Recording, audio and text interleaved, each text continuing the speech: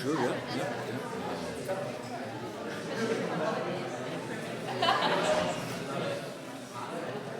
I appreciate your optimism and your sarcasm.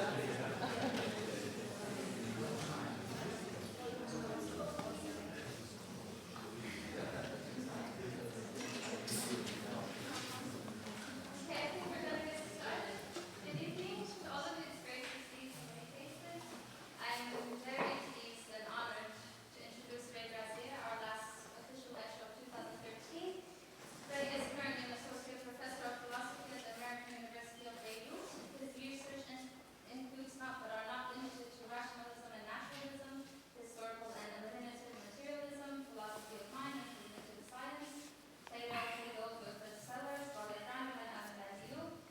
Ray is also the author of Meinem and Enlightenment and Extinction, which was published in 2007, a recent paper of his that which is not philosophy as entwinement of truth and negativity, was published in issue 1 of Stasis Journal, which is available online if you'd like to read it. And he is currently working on a book tentatively titled That Which Is Not. Please join me in welcoming Ray Brassier.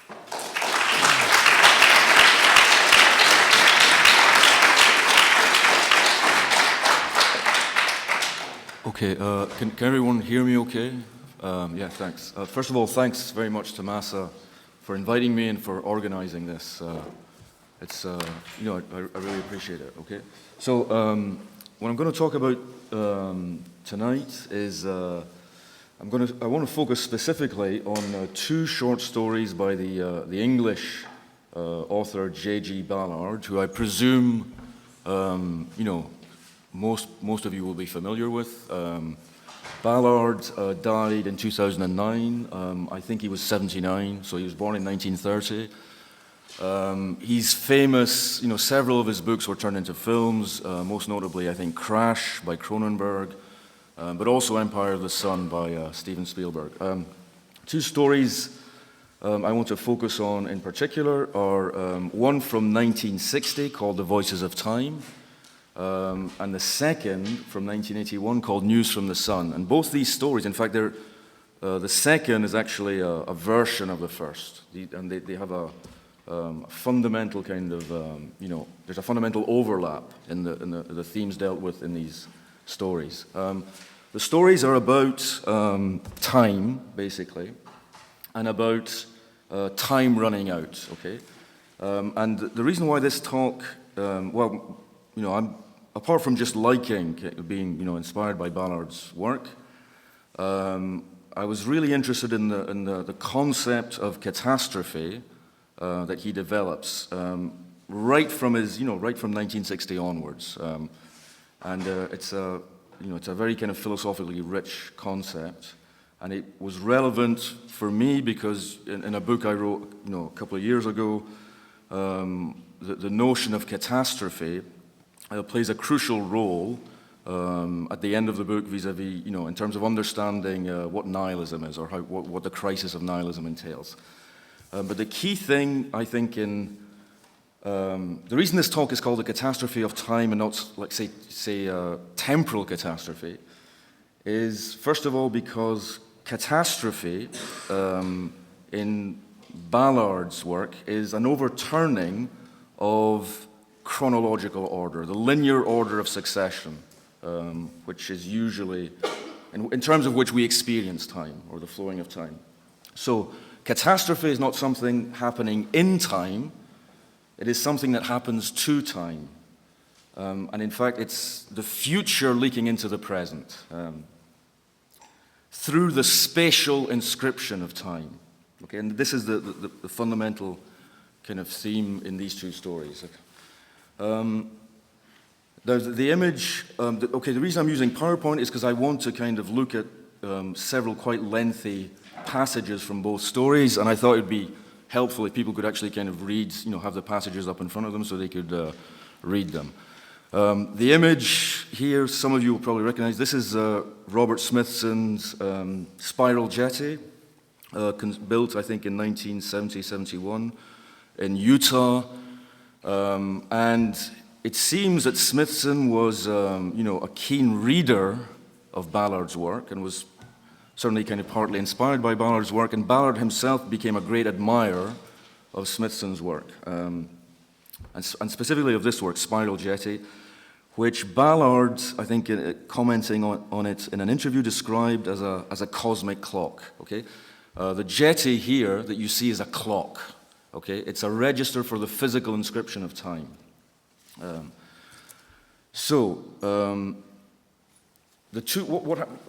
first thing I want to focus on is so there's going to be three basic themes I'm going to try to kind of discuss: the synthesizing of time and space, the cognitive expansion of perception in Ballard's tales via the processes of synesthesia and metaphor, and finally the notion of catastrophe itself. Okay.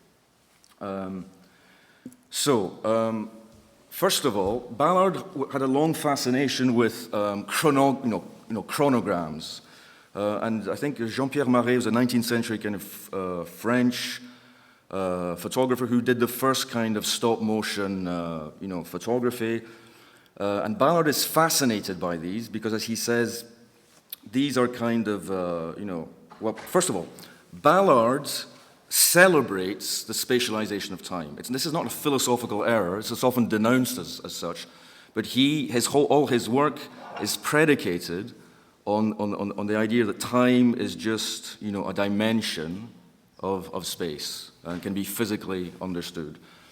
So as Ballard puts it, Marie's chronograms are multiple exposure photographs in which the element of time is visible. And you can decompose sequence into kind of some kind of spatial differentiation. Now, in News from the Sun, okay, the astronauts who have been exposed to kind of high doses of radiation start to suffer from what Ballard calls fugues, okay? And these fugues are moments in which time consciousness breaks down. It's a psychiatric term. Fugue itself is a psychiatric term, and this is the kind of the definition. A fugue state, formerly dissociative fugue or psychogenic fugue, is a rare psychiatric disorder characterized by reversible amnesia for personal identity, including the memories, personality, and other identifying characteristics of individuality. What Ballard is suggesting is that something, exposure to radiation or some kind of unusual kind of environmental, transformation alters the human nervous system in such a way that the protagonists in these stories begin to lose the ability to synthesize time. Okay, to experience time in the way in which we usually experience as moving, the future moving through the present and into the past. So fugues in both these stories these are time sicknesses, okay?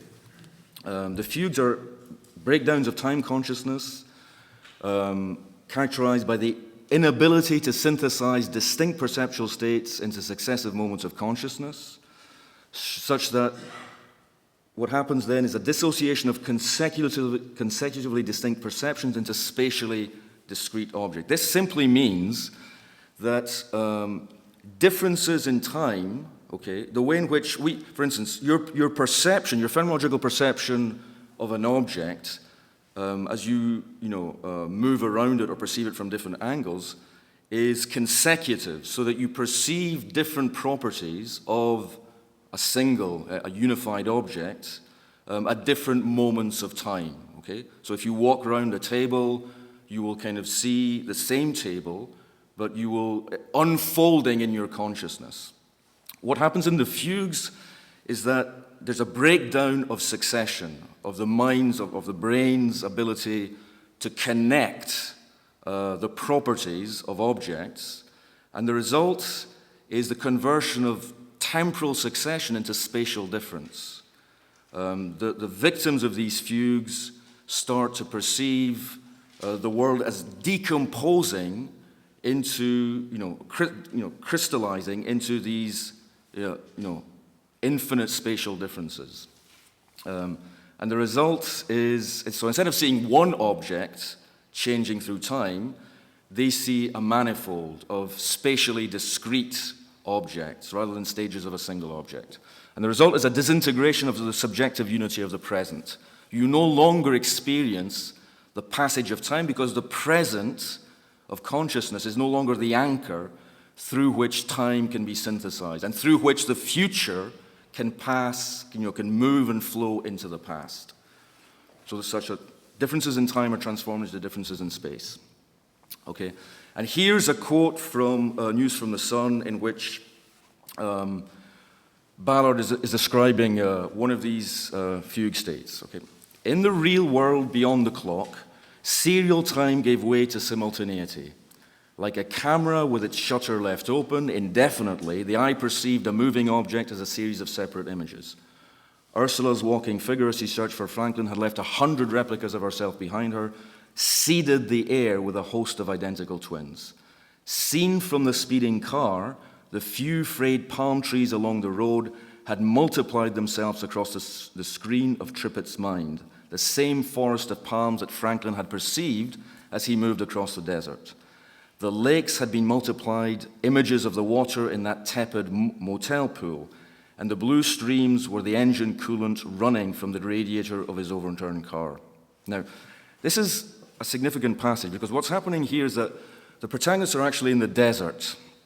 And there's an immediate one immediate consequence of these fugues and the kind of the proliferation of spatial differences is that a single tree becomes multiplied into a forest.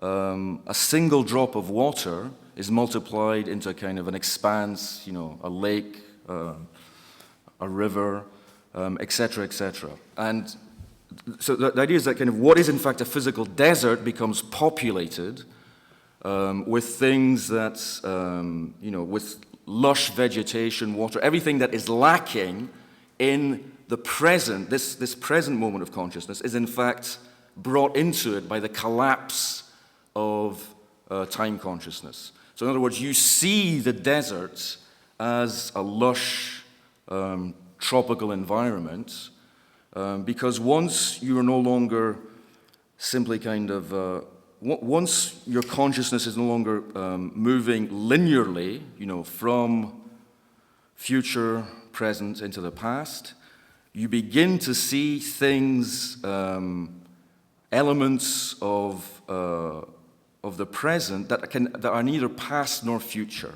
Okay, so this is why you have a transformation of the present and of what is included in the present. So Ballard's point is that the present includes more than we can actually perceive, and his use of metaphor in these passages is significant. Metaphor becomes a fundamental cognitive instrument to chart, these reservoirs of virtual,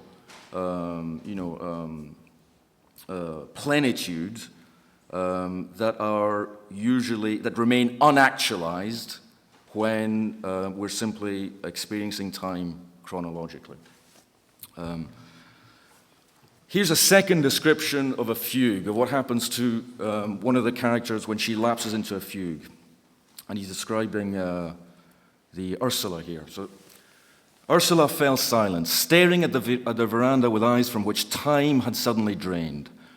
Her hand was open, letting the sand run away, fingers outstretched like a child's to catch the brilliant air. Smiling at everything around her, she tried to talk to Franklin, but the sounds came out like a baby's burble. Franklin held her cold hands, happy to be with her during the fugue.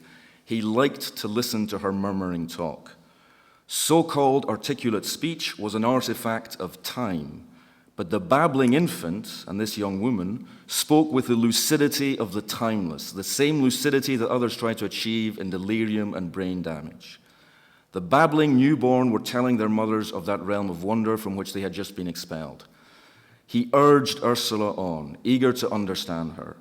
Soon they would go into the light together, into that last fugue, which would free them from the world of appearances.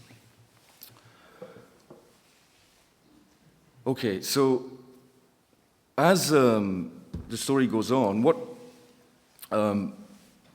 the basic contention of the book is that, the brain, the central nervous system has been engineered to allow us to perceive those dimensions of time which are adaptive for us. In other words, what we perceive of the world is what we need to perceive in order to kind of, to successfully survive and reproduce. But in fact, the subjective, experience of time and of the flow of time there's nothing inevitable or necessary about it. And and Franklin, who is a psychiatrist, explains this in this other quote. One could devise a random world where the length of each time interval depended on chance. Clock time is a neurophysiological construct, a measuring rod confined to Homo sapiens. Even the materials of my body and the lower levels of my brain have a very different sense of time from my cerebrum, that uninvited guest within my skull. Simultaneity, it's possible to imagine that everything is happening at once. All the events, past and future, which constitute the universe are taking place together. Perhaps our sense of time is a primitive mental structure that we inherited from our less intelligent forebears. For prehistoric man, the invention of time, which was a brilliant conceptual leap, was a way of classifying and storing the huge flood of events which his dawning mind had opened for him. Like a dog burying a large bone, the invention of time allowed him to postpone the recognition of an event system too large for him to grasp at one bite. And here Ballard is kind of, basically kind of elaborating on the so-called block universe hypothesis, that all events, if time is a fourth dimension of space, then past, present, and future are simultaneous, but they are distributed in space-time. But the differentiation is a function of perceptual positioning. Okay, so in other words, what you perceive of the universe is determined by the kind of information that you can draw from the objects around you.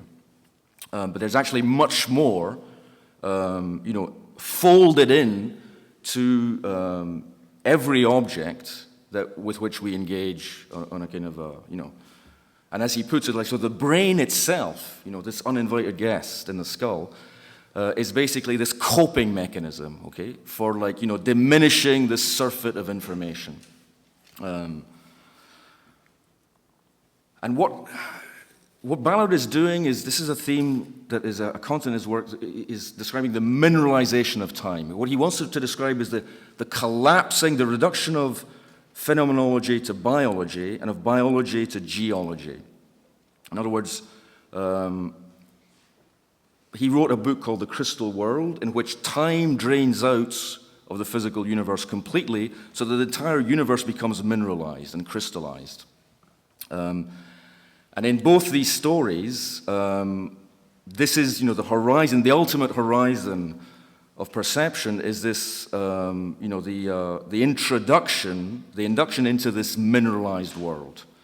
As he puts it, the overbright hills waiting with the infinite guile of the geological kingdom for the organic world to end and a more vivid mineral realm to begin. So, these are the three tenets of Ballard's physicalism. Okay? The different strata of time, psychological, historical, biological, geological, cosmological, all have an ultimately physical basis. 2, the microphysical disintegration of the fabric of space-time unravels this stratification of the biological, historical, and psychological dimensions, such that this kind of this mineralization is actually what happens when the nervous system is,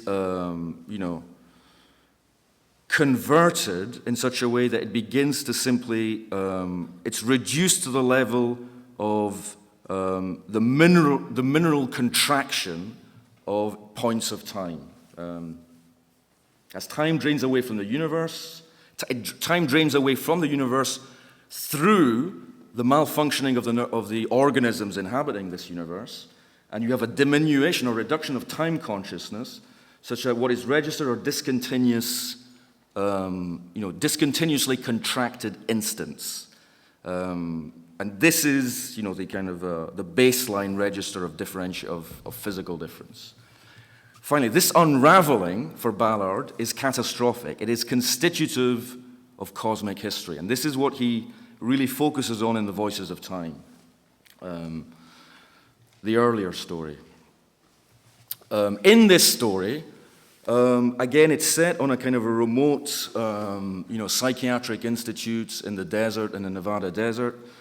And here, the fugues, what's happened is, it's in the wake of the, nuclear tests, the irradiation of, animal nervous systems has induced these fugues, so that people are gradually losing consciousness for, they're sleeping longer and longer until they kind of, fall asleep, forever.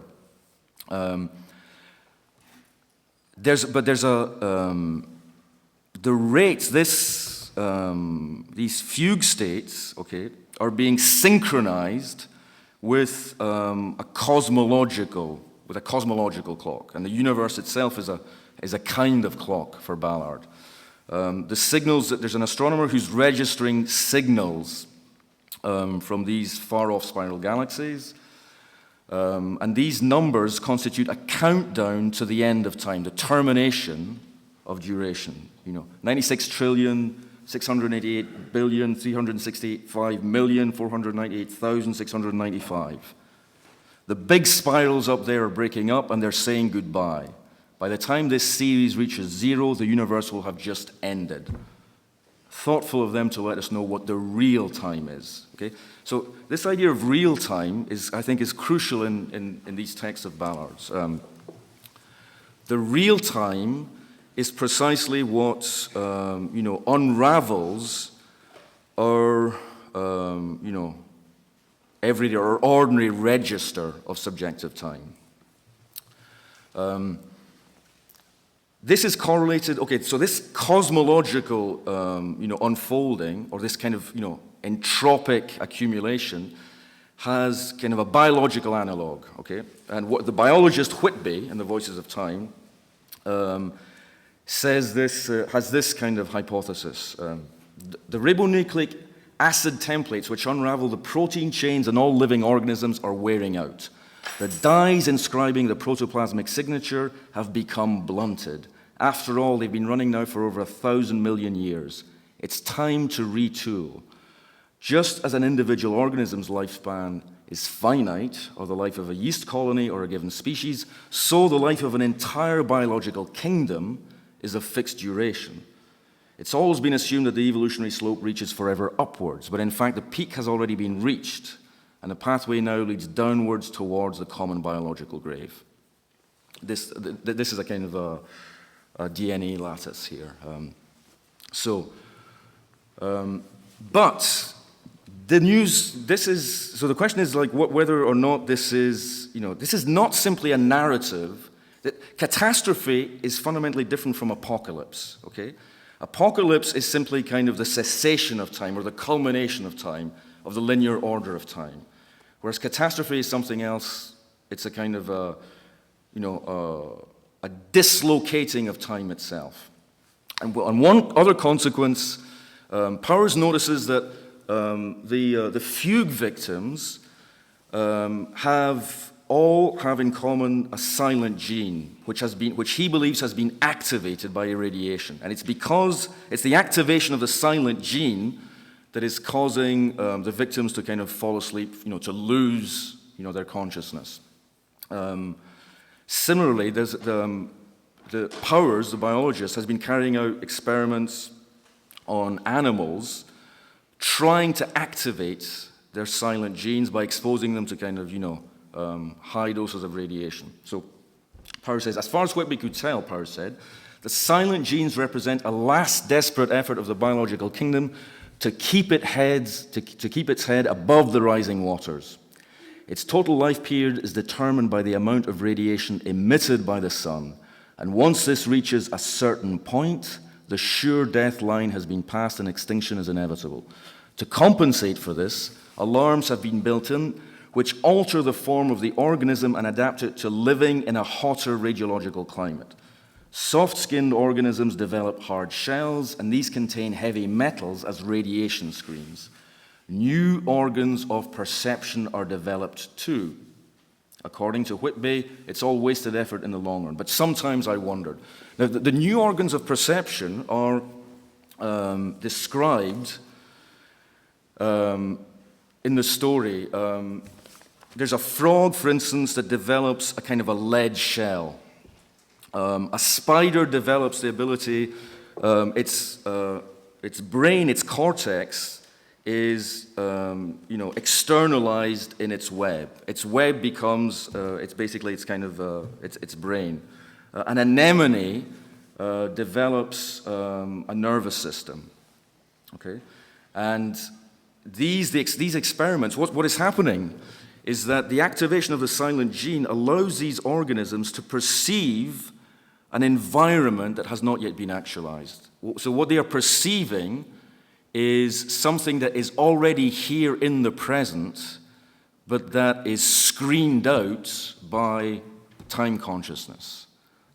So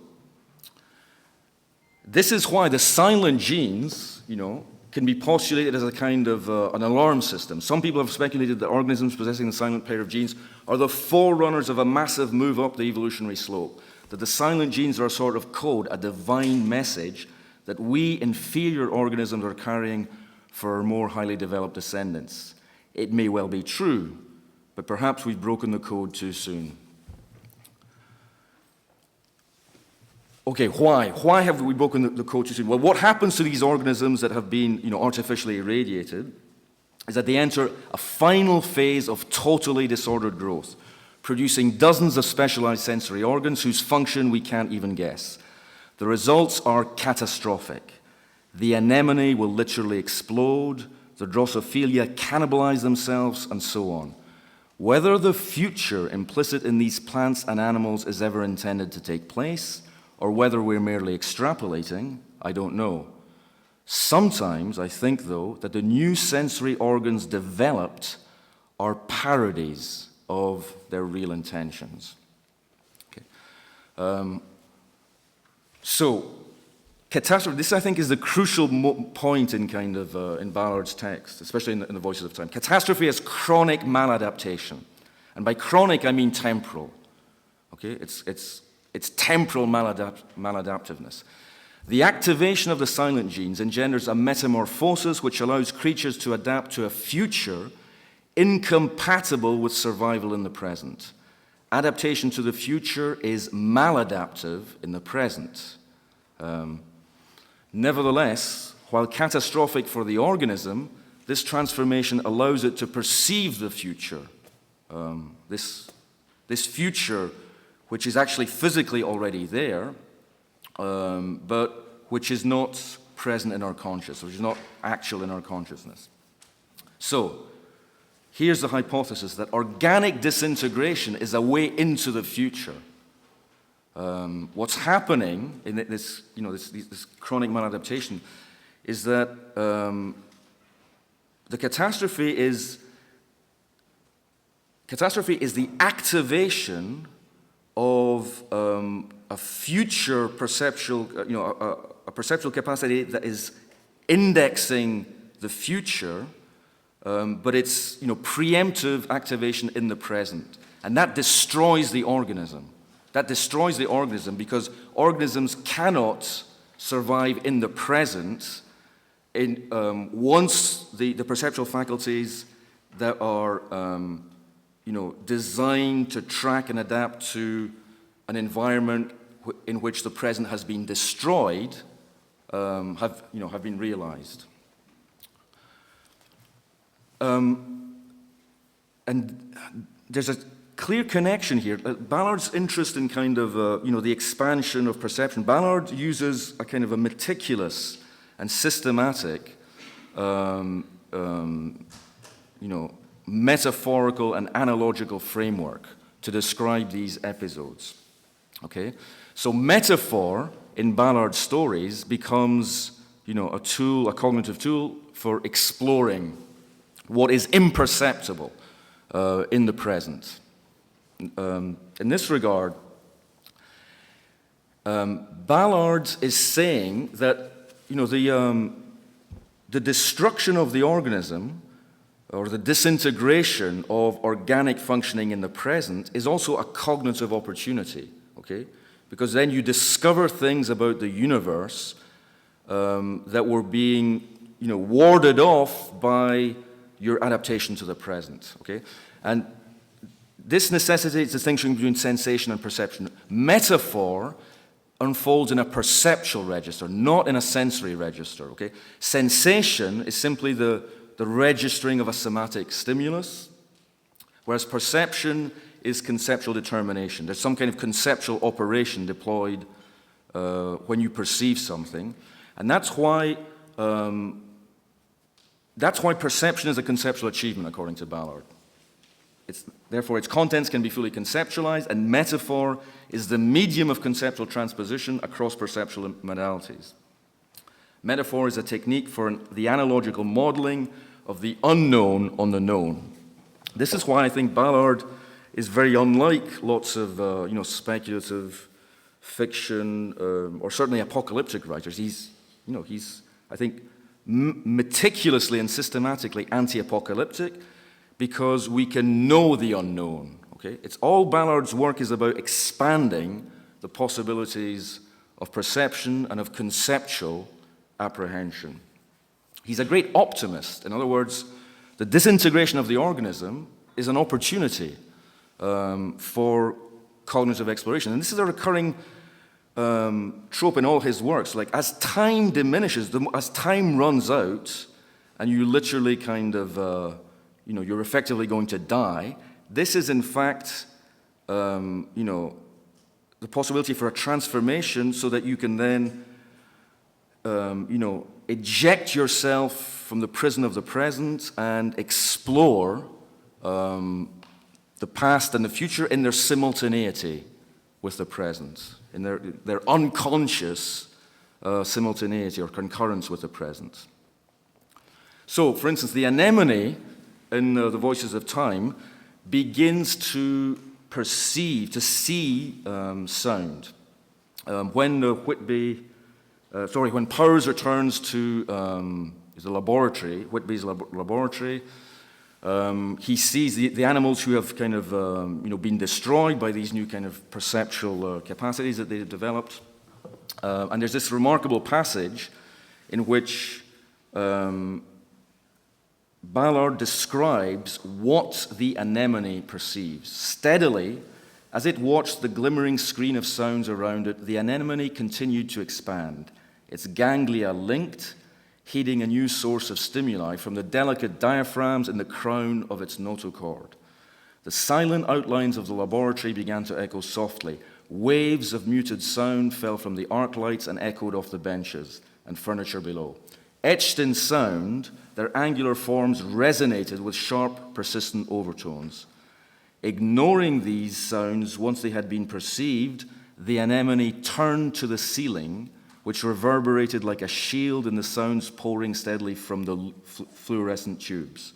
Streaming through the narrow skylight, its voice clear and strong, interweaved by numberless overtones, the sun sang. Finally, at the end of, just as the anemone has developed the ability to see sound, Powers, the psychiatrist, who's been the protagonist of The Voices of Time, constructs a kind of a huge clock in the desert, which, on some hypotheses, is inspiration for Spiral Jetty. In Ballard's he describes it as a kind of a series of, as a giant mandala, made with kind of stones and various things. And Powers, in his final moments of waking consciousness, simply kind of, lies down at the center of this clock that he has constructed. And this is the kind of the culminating passage of the story. The sky seemed an endless Babel, the time song of 1,000 galaxies overlaying each other in his mind, like an endless river, so broad that its banks were below the horizons, it flowed steadily towards him, a vast course of time that spread outwards to fill the sky and the universe, enveloping everything within them. moving slowly, the forward direction of its majestic current almost imperceptible, Powers knew that its source was the source of the cosmos itself. As it passed him, he felt its massive magnetic pull, let himself be drawn into it, borne gently on its powerful back. Quietly it carried him away, and he rotated slowly, facing the direction of the tide. Okay. Now, this is the moment of Powers' death, effectively. But at the moment of his death, in this metaphorical register where he's describing kind of time as this enormous current that is pulling, dragging everything in its path. Powers rotates to face the direction of the time, in order to face towards a future, but a future which isn't the future understood as something that is exclusive of the past and the present. In other words, it's not simply kind of it's no longer a chronic dimension of time. The future is something that is concurrent and simultaneous with these microphysical processes that are unfolding. Now, this is the most speculative moment of the talk, and the reason why I'm really interested in this is because this metaphor, what happens is that once organic disintegration and psychic disintegration changes your experience of the time, your time consciousness, you are turned towards the future, okay, in a way which I think is transformative. And here, this is Walter Benjamin's 9 Theses on the Concept of History. And the image here is kind of this famous painting by Paul Klee, which inspires Benjamin's thesis, 9 Theses. And this is Benjamin, okay? A Klee painting named Angelus Novus shows an angel looking as though he's about to move away from something he is fixedly contemplating. His eyes are staring, his mouth is open, his wings are spread. This is how one pictures the angel of history. His face is turned towards the past. Where we perceive a chain of events, he sees one single catastrophe which keeps piling wreckage and hurls it in front of his feet. The angel would like to stay, awaken the dead, and make whole what has been smashed. But a storm is blowing in from paradise. It has got caught in his wings with such a violence that the angel can no longer close them. The storm irresistibly propels him into the future to which his back is turned, while the pile of debris before him grows skyward. This storm is what we call progress. Okay, now, Benjamin here is kind of attacking the idea, a linear conception of historical progress. The idea that, time and history itself is a kind of, a narrative of gradual, both cognitive and moral and ethical progress, etc., etc. And I always say he thinks that this is deeply, this is both philosophically unacceptable and ethically, objectionable. History is a catastrophe, an unfolding catastrophe, precisely because there is this wind blowing from paradise. Okay, so history. Paradise is the beginning of time, okay? And what we call history and the movement of history is simply this accumulating catastrophe, the accumulation of wreckage. And this is why the angel has his back turned toward the future, because he's trying to, in a way, to protect the victims, the human victims of this catastrophic history from oblivion, okay? This is why the angel must turn his back to the future. Otherwise, as Benjamin puts it, if the enemy succeeds, even the dead will not be safe, okay? I think that Ballard, and this is admittedly kind of, requires a lot more of work to kind of substantiate, but I think that Ballard's metaphor at the end of Voices of Time is a way of, correcting this, I think, this kind of paralyzing prognosis. So I want to end with these 5 concluding theses about the philosophical significance of Ballard's tale and the way in which it challenges, this kind of this dialectical pessimism about the trajectory of history and how to understand history. So, first, Ballard dialectically conjures maladaptation as adaptation. Metamorphosis is the catastrophic activation of the future in the present. 2, catastrophe overturns or foreclosure of the future in the name of bearing witness to past crimes. This is what the angel is doing, bearing witness to past crimes. And this is why the angel must have his back turned towards the future. Catastrophe turns us towards a future whose source is not the past, because it is what is currently imperceptible within the present. Okay? The future is already here, it's just imperceptible. Thus, catastrophe uproots the present from the past by destroying its accommodation with it. Okay?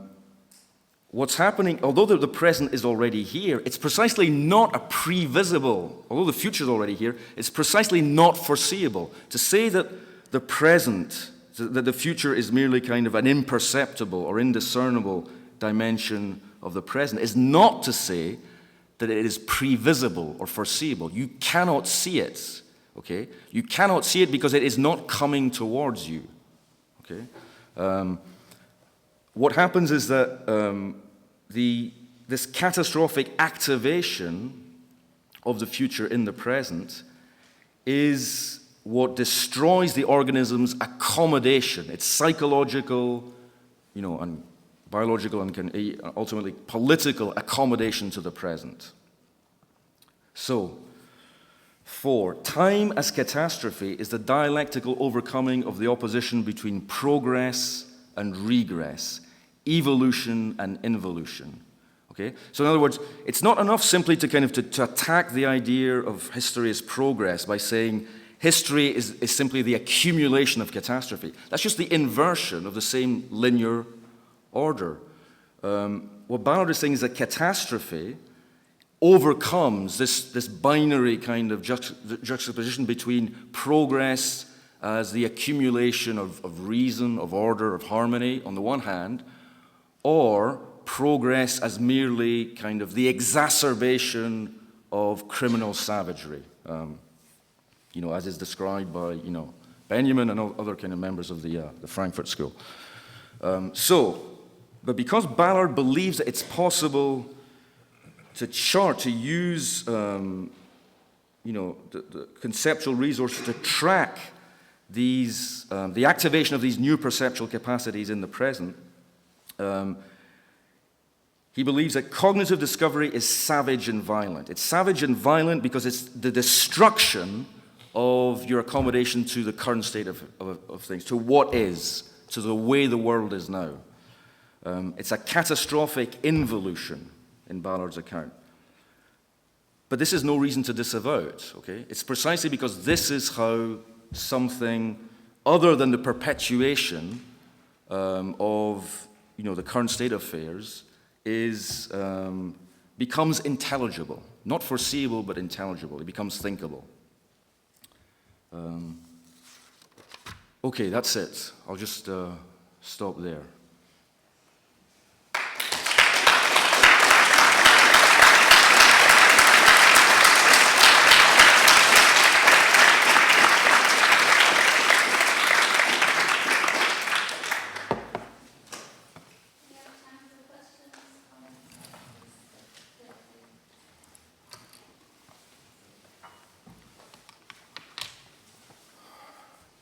Yeah, sure.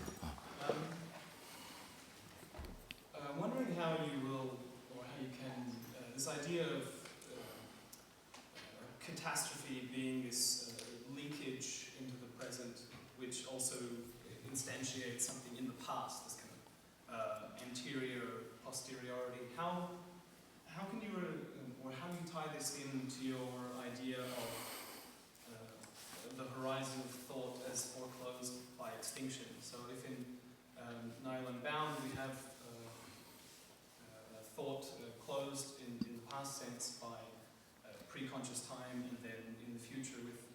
solar death and sort of cosmic disintegration as we have in this story.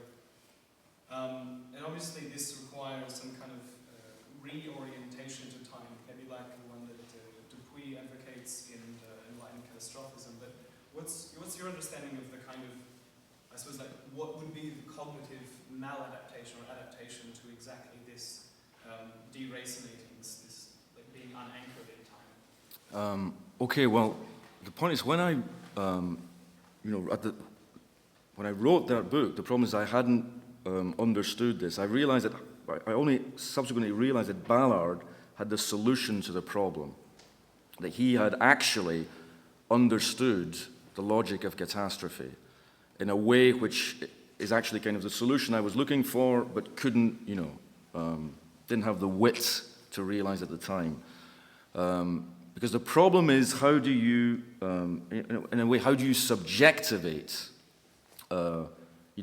this kind of chronic maladaptation? Okay, and so I think that Ballard gives you an account where you can see that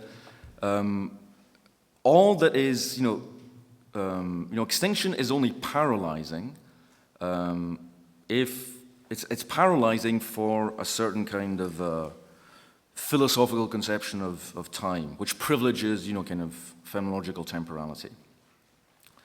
But actually, the point is that extinction is one of the indices for the necessity of this catastrophic overturning. So the point is that extinction understood as the destruction of the organism, the destruction, when does a species become extinct? When it becomes chronically maladapted.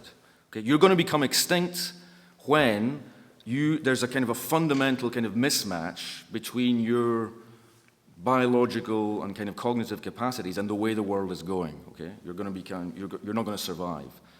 Whereas in Ballard's account, that's precisely what overturns time, what allows something new to happen. But the new is not the future in the way in which it's been understood as simply something kind of, something that is not yet. Okay, in other words, the new is, okay, it's not the not yet. It is, but it's indiscernible in terms of the, the grid through which you perceive the present. Catastrophe in this account becomes something that kind of, activates, allows you to see the future and to release the future. But what has yet to be kind of, explained is, what possibilities of action can follow from this. Because obviously, kind of in, the narrator, none of Ballard's, catastrophic subjects survive. Okay, they have this moment of, their transformation is also the moment of their kind of, annihilation. Okay, they simply kind of stop living.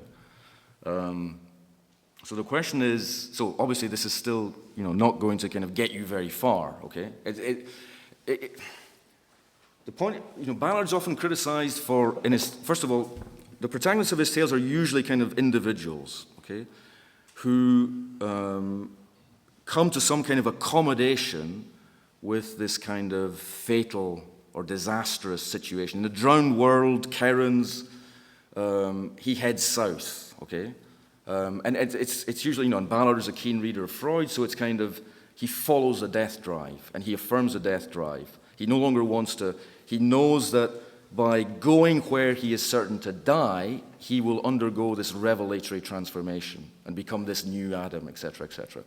So Ballard is often criticized as being a kind of, it's really all about some kind of mystical, individual, enlightenment. Okay, enlightenment at the individual level, where you perceive some kind of sublime or mysterious kind of aspect of reality that you were,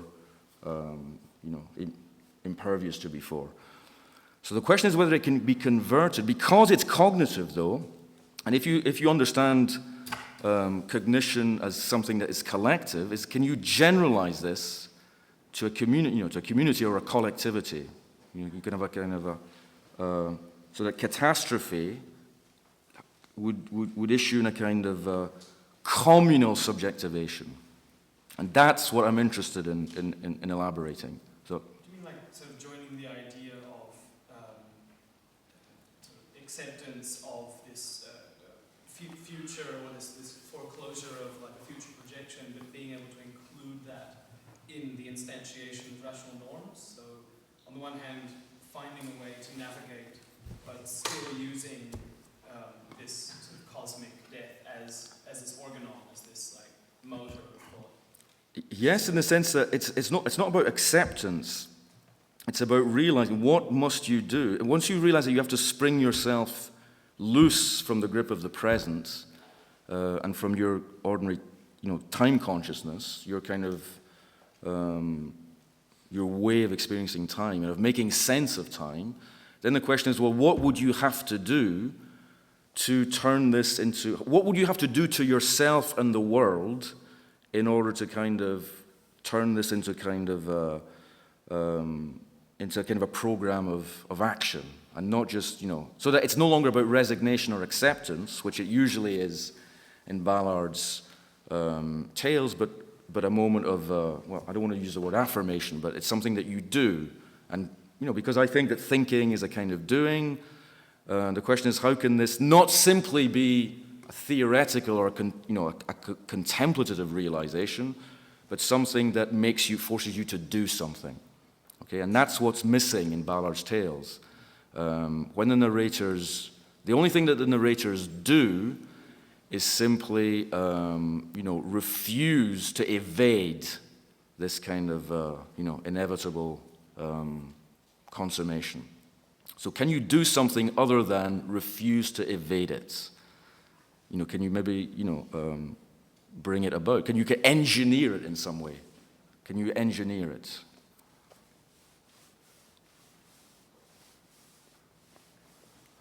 Yes. I'm not sure what I understood correctly the notion of catastrophe of Ballard, but it seems a little bit general, like a catastrophe of everyone, sort of thing. And with Walter Benjamin, it was really only for some people. Like he wrote it in 42, so only for Jewish people, and the Nazis were doing quite well. Or only for the working class, but the bourgeoisie was good. So it seems like they have really different understanding of catastrophe for whom.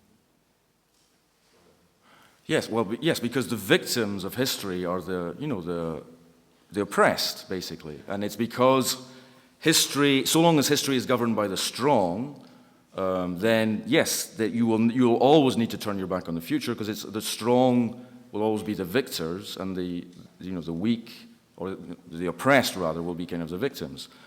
What you're arguing that catastrophe can sort of resolve that somehow, sort of break out. Yes, the idea is that the point is that the point is this: is there a way of affirming the future which is not simply being complicit in the crimes that have perpetuated history?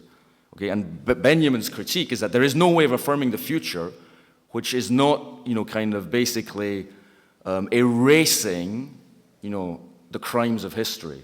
Okay, it's a way of like, even the dead won't be safe. Okay, if if the enemy is victorious, the victims, their names will be eradicated, the memory of their, annihilation will be erased. Okay. But then that doesn't help you it's not going to help you achieve victory. Commemorating the victims is not a victory, okay? The catastrophe will go on, and you're condemned to commemoration. There's nothing you can do about it, okay? And the danger is that you think that commemoration suffices, okay? It becomes a kind of, ethical, so long as I commemorate, the crimes of history and refuse, to be this kind of, oppressive, malign celebration of the future, I'm doing enough. But no, you're not, because you're doing nothing that will actually either, resurrect or redeem or save, okay, prevent the crime from being perpetuated. Okay? It's good to kind of commemorate a crime. It's even better to kind of to prevent it and to stop it from happening. And that's the challenge, okay? Now, I don't know how to do it. No one knows how to do it. But if you simply say that any attempt to do it will simply be another crime, okay, well then that's resignation. But tragic resignation is saying there's nothing we can do. And that's a luxury you can't afford, saying there's nothing we can do. Okay? No one, if crimes are being perpetuated around you, you have to do something. Okay? Even if you don't know what to do, you have to do something. And the person who presumes to say there's nothing we can do is complicit. Okay? How do you know there's nothing you can do? Okay? You can't simply accept that there's nothing you can do.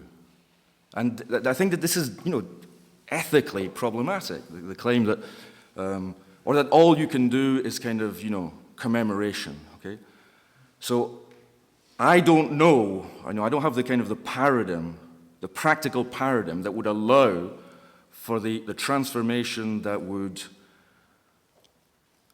the catastrophe that would simply vanquish the victors, that would be the overturning and victory, kind of the overturning of the relations of domination, exploitation, etc., etc. Okay, but you have to kind of find some way to make sense of that possibility, and what you need to do is to change the logic of possibility. So the claim I'm making is that if you understand possibility chronically, you're going to be faced with this impossibility, this kind of, the acknowledging impossibility becomes the only thing that's left, the only more ethically sound, stance you can have. And I'm suggesting, well, that's insufficient, and we have to transform our understanding of the logic of possibility so that we can stop the perpetuation of the crime. Speaking from your own experience. No, I'm not going to kind of, no.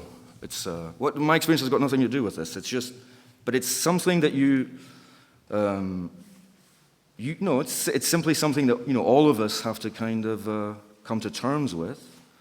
And, you can't have an absolute disjunction between intelligibility and rationality and ethics.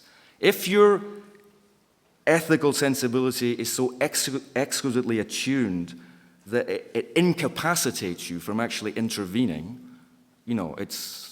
I think it's useless, But it's not only legislation, but rehabilitation. Like he says, you see this moment in the past, like passing in a moment of danger, and it illuminates the present. It's not just remembrance and acceptance. It's really this notion of illuminance and maybe enlightenment. Okay. But the illumination would have to be more than a contemplative illumination. In other words, it can't simply be about understanding the present. Or rather, a proper understanding of the present means understanding how to change it. Okay? That's what it means to understand the present, is knowing how to change it. Not simply understanding how we got to this disastrous state of affairs. So no, I'm sympathetic. I'm not criticizing. I'm not kind of just bashing. I'm deeply, sympathetic and, admirate, I admire it. But there seems to, in certain circles, it becomes an excuse, I think. The pathos of tragic resignation, which only the privileged can afford. If you're in a refugee camp, tragic resignation is not an option.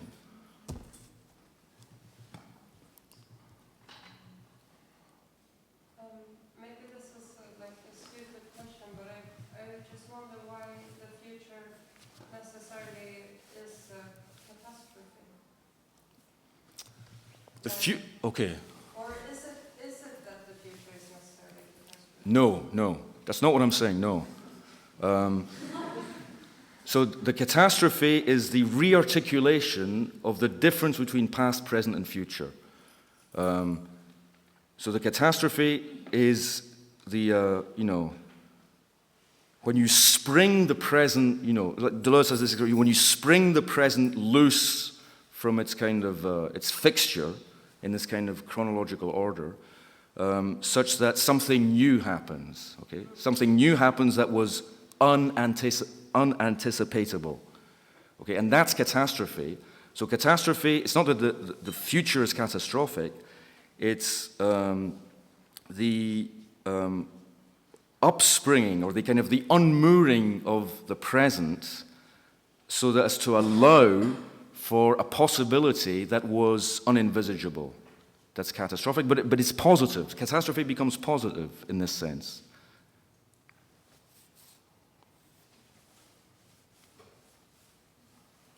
Yeah, maybe that's the complexity of using that term, because it's so much negative connotations. Etymologically, it just means overturning. Yeah. Catastrophe just means overturning. It's general usage. Yes, but yes, obviously, yes. That's why you'd have to be careful. But the word apocalypse is equivocal too. It can mean something either very good or something very bad, depending on your religious viewpoint. I think the reason why I thought of it was the idea of like the solar death or something like this, like that. If that really is a point that like exists or something, like the idea of solar death or something like that. I mean, yeah, that's like very catastrophical in the way that we think about catastrophe like in everyday life. Yeah. This is a step forward. This is what was what I hadn't worked out at the time of writing that book, and this is I don't want to say, but the kind of the positive dimension of catastrophe that was left out in that book. It's not so. It's not just that you're already dead. It's that this, being this disintegration, or rather death, is far from the worst thing that can happen to you. Okay, it's no longer something to be feared. That's what I'm wondering about, like whether that's whether this fact that you're already dead, whether that's really like that can be true to like a human being, like whether we can really experience that as a reality or I don't know. If you think that all the possibilities are it's the foreclosure of possibility. If you think there's nothing you can do, that nothing you do can fundamentally alter or transform yourself or the world, then that becomes paralyzing. Okay, that's this paralyzing predicament in which you can find yourself. But what I'm trying to kind of suggest here, with Ballard's help, is that there's an extra step that can be taken, so that it's no longer so that catastrophe becomes, enabling, and not just in the sense, not in this, you have to be very careful with this kind of vocabulary. No, it's not like, oh yeah, let's good, so that the worse things get, the better, and then we can make a fresh start. That's absolutely not what I mean, okay? But which is why, like, I want to be very, very careful not to invite this kind of, misunderstanding. But I wonder why it's like assumed that things are getting worse or something like that. Well, yeah, I mean, the current kind of the prevalent prognosis is that we're all heading for, catastrophe, and everyone is terrified. I mean, look, if your relationship to the future is one of fear, you'll never be free, because the fundamental, the premise of all emancipation is emancipation from fear. If you're fearful, you'll never be free. So emancipation from fear is the condition for every other emancipation. And the affirmation of catastrophe in this sense is what liberates you from fear. Fear of the future as something that can only be, the present, but much, much worse. Would that, taking a step forward in that kind of model that you were assuming, would that actually entail free will? Yes, and that's because I'm more than happy to kind of, defend rational agency and the possibility of freedom. And I think rationality is a condition for freedom. And obviously it's not discussed in these, in Ballard's narratives when he's talking about squids and anemones. But yes, freedom, I think, is real and defensible. But it's interesting because, within the last hour, this is kind of a magic situation developing because of the fact that you lift up a certain model from fiction, which is not only in Ballard. I can name, probably also know plenty of writers who used it for a while. But the fact that this fictional model has become real within this hour, and we're discussing that as a kind of an approach to looking at the world, would that, stepping forward within the argument for free will, would that be something of a possibility of just altering the way of thinking about the world within different fictional models and using that as a kind of solution? Yeah, solution might be too strong a term, but certainly kind of, Ballard doesn't believe in free will. Ballard is kind of a classic, determinist and fatalist. And he thinks like freedom is just kind of reconciling yourself to the inevitable. And he's a Freudian, so he believes that we're not really in control of ourselves because, all we can do is kind of, accept our unconscious drives and motivations. And I'm in that sense, I'm, less pessimistic, okay? Because I don't think, I acknowledge, the influence of the unconscious, but I think the relationship between the conscious and the unconscious is more complicated, and I think there's still room for maneuver, and for something like, what Kant called it noumenal freedom. I wouldn't, noumenal is a bad word because it suggests something spooky and supernatural, but freedom in a perfectly intelligible sense, which is more than simply resigning yourself to the inevitable. But it's just interesting because, I'm sorry for that comparison, but there's a book by Alan Moore from Hell, when he's kind of rethinking the myth of Jack the Ripper, and it's just really interesting because this model of understanding of the future and learning from a catastrophe from the present is precisely what this character, Jack the Ripper, is thinking because he's committing crime, murders in the 19th century in order to make certain profound changes within the society in the future in order to invoke 20th century. And I just kind of find it really interesting to hear very much the same thing from you now, as analyzing the fictional model from now. Well, it's a long time since I read that book, but isn't Jack the Ripper, the point is that he sees the future and he wants to realize it. The point is you can't see the future. He's simply kind of foreseeing what will come, the atrocities of the 20th century, and he's kind of prefiguratively announcing them at the end of the 19th century. That's what his murders, he's saying, I will show you hell, okay? The next hell is on its way, and here are its portents. But that's not what I'm saying, okay? Because I'm saying that the future is not simply this kind of, further this something that will follow from what is now, okay? It's not something that you can anticipate. It's not something that you can foresee, as I understand Moore's story, he just has that, he's seen into the future, and he's kind of, preparing, or he's preparing us for it now. Whereas you can't prepare for the future. When the activation of an adaptation to the future in the present makes you incapable. You're no longer adapted to the present, and you're no longer kind of functioning. The relationship between present and future has already been cancelled in that sense. The future that you thought you had, the future that you thought you could envisage, is now irrelevant and inoperative. It seems like, especially within the examples that Ballard uses, or within the example of solar death, exactly in these kind of cosmic narratives, there's obviously this confusion between catastrophe and apocalypse.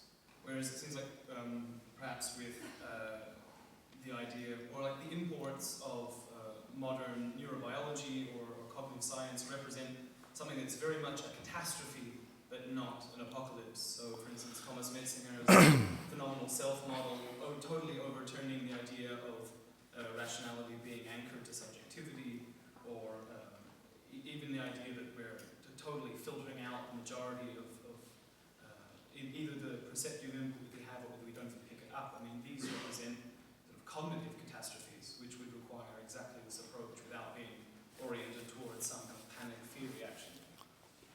Yeah, I think that's very that's a good way of articulating this. Yeah. So I mean, as I said, like much more needs to be done to kind of unpack and kind of develop this properly into some kind of. But yes, the idea is that we shouldn't be. The idea that we have we should be able to discriminate between those things which we can afford to lose, okay? Being confused about what you need and what you think you need is incapacitating because it prevents you from being prepared to relinquish things that would actually, help you change, kind of carry out the necessary kind of transformations so as to, change yourself and your situation. So if you have a reactive or defensive stance towards these, cognitive neurobiology, whatever, you're going to be incapacitated because all you want to do is to shield yourself from it, which I think is like, an unnecessary kind of, paralyzing posture to adopt. Yeah. I was just wondering if you are implicitly referring to some kind of Kantian notion of time in a very widest sense. As a pure intuition, so to speak, which then would get distorted. Or, I mean, everything you said about Valar and all the quotes you presented, or some kind of time which is out there, let's say. Because as I understood, but maybe I'm totally wrong, it's somehow time for us. Yes, well, it's complicated in Ballard because there is a distinction between time for us and kind of time in itself. But time in itself is, is not chronological. Okay, it's not chronological because it's simply kind of it's a series of discontinuities or of differences, but which are not kind of.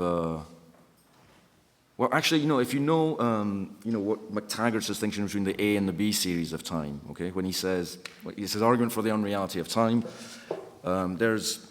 you can understand time in terms of earlier and later than, so that the relationship between 2 points in time is unchanging because they will always be either earlier than or later one another. Or you can understand time, and that's not time as we kind of understand it phenomenologically or consciously. Or you can have time as a difference between past, the movement of the future through the present and then into the past, okay? Which is succession, okay? But, McTaggart thinks that there's no non-circular kind of explanation of succession, of, chronology. So either you say it's transcendental, it's in us and it's just a condition of experience, but it can't be generated, or if you're like McTaggart and you're ready to say, time is unreal. Okay, you have a block universe in which there's no difference between past, present, and future. Everything is actual, and the future is no less real than the present and the past. Okay, everything is actual. So in Ballard, you have this distinction between time for us, which is a function. It's a kind of naturalized Kantianism. We have. Instead of being a form of intuition, it's just like this neurophysiological kind of, processing mechanism. That's now where I stand on I'm sympathetic to that account, but obviously it gets really complicated. Sellers is interesting because I think he distinguishes between time in itself and time for us, and he accepts kind of certain aspects of Kant's account, but not others. So in other words, he says you can give there is a kind of an objective time order that is intelligible, but it's not, synchronized. It's distinct and irreducible to, time as form of intuition. But then you have to explain the relationship between the two. And that's really, I mean, I don't know quite how to do that. But yeah, that's I mean, it's a real ambiguity. So, you know, I don't know how else I could kind of address your worry, but. Just quickly, for sure you would relate the scheme of survival, let's say, Mm-hmm. or a certain experience of time which is very much related to the organism's daily practice to a time for us. Uh-huh. Whilst this kind of catastrophic time would be related to an out there, let's say, of the collapse of the organism. Or Yeah. the dissolution of the organism into an outside. Yeah, yes, yeah, that's the idea, that's the basic idea. But if you have the complete dissolution of the organism, well, there's no subject left, so like, you know, so the question is, can you engineer this dissolution without a complete, you know, eradication of the organism or some, you know, agent, some locus of action? And that's what I'm interested in, you know, kind of investigating. Because you said earlier before that the catastrophe is out of time. For me, and also what was before, it's kind of literally what to understand how literary, but it's positive. How far does it go to some, or like where the catastrophe stands in somehow participating in the time flowing? Let's say, how much shall I understand it also as the virtual being happening? So something that I didn't expect stands in my way, and by that way, actually, I understand time. So that's a procedure of events, and the event is the thing that I didn't expect actually. Otherwise, it would be much more stable. So how much is the catastrophe close to this very, very basic and kind of almost somehow like feeling of measuring the time? So how much is it? Even though when you say it's outside, how much is it part of the time kind of happening? And how much, or like where does it start, where does something start to be a catastrophe? And not just this kind of thing I have to deal with every moment, now asking you a question, or just being like, stepping out of what I can foresee, as you said. Well, you know, so catastrophe is the outside, you know, kind of coming in Ballard's story. So you have, in a way, because he believes that kind of, you know, time has a physical basis. Time is kind of is an emergent phenomenon, but ultimately, at the deepest level, there is no time as we understand it. Okay, there's something, you know, there's a static kind of, you know, block, you know, contemporaneous microphysical reality. And what happens, it's our perception, you know, the interruption of our perception of time that is catastrophic. Okay,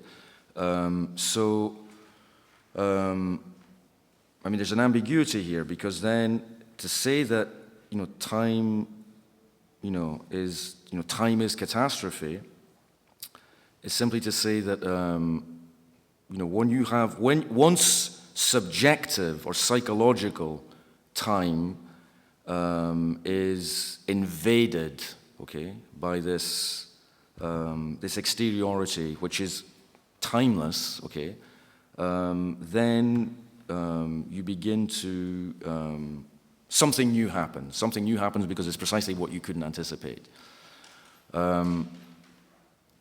Okay, this is different, like Deleuze will have nothing to do with this, because this would just be a spatialized, you know, this is to deny the reality of duration that Deleuze and Bergson want to affirm. But, you know, I'm skeptical of, you know, the arguments about the primacy of duration, and of, you know, the irreducibility of time to any kind of system of physical differences. So all I would say is, like, you know, well, maybe time is not as fundamental as we think it is, and, you know, I don't think our experience of time is actually, you know, should be privileged as a source of insight into, what, if there is time in itself, what that time in itself might be, completely incommensurable with what our experience of time is. Which is to say that we don't know what time is, basically. So we don't know what time is, which is why we can't oppose it to space. And the point about space-time have got nothing to do with, our experience of duration and our experience of extension. That's the basic, claim that's made. That's not what is fundamentally. That's not the most fundamental level. I mean, I'm not answering your question, but I don't think that time, and I don't think our subjective experience of time is a starting point. Okay, it's a starting point for, kind of philosophical analysis. But you were asking something more. You were asking. Or also where the catastrophe starts, let's say, or like, because for me it's very close to the beginning. Yes. And understanding where these two separate. Okay.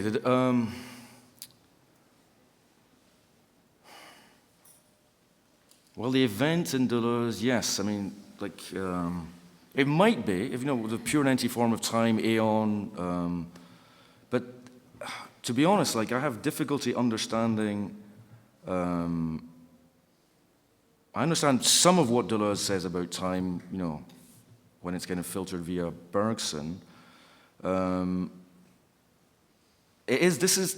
are parallels with what kind of Deleuze says about the event. But then again, Deleuze is kind of a stoic about the event. The event, we must become worthy of what happens to us. Okay, and this is why he thinks that the event happens to you, but you can't engineer it. It's not a result of something that you can, you can't generate an event. It's not something that you can kind of, precipitate or activate. So in a way, both the idea that novelty is simply emerges ex nihilo from subjectivity, or the idea that novelty is simply the complete collapse of subjectivity through the kind of, the onrush of objectivity. I think these are the two poles that must be kind of dialectically overcome. And parts of the story, and this is only the beginning of the story, is being kind of intimated by Ballard's account, I think. So, no, I take your point. I mean, it's a really good question, and exactly what separates this from kind of Deleuze's account of the event is I'm not currently equipped to say. Thank you very, very much for this. Okay, thank you. Thanks.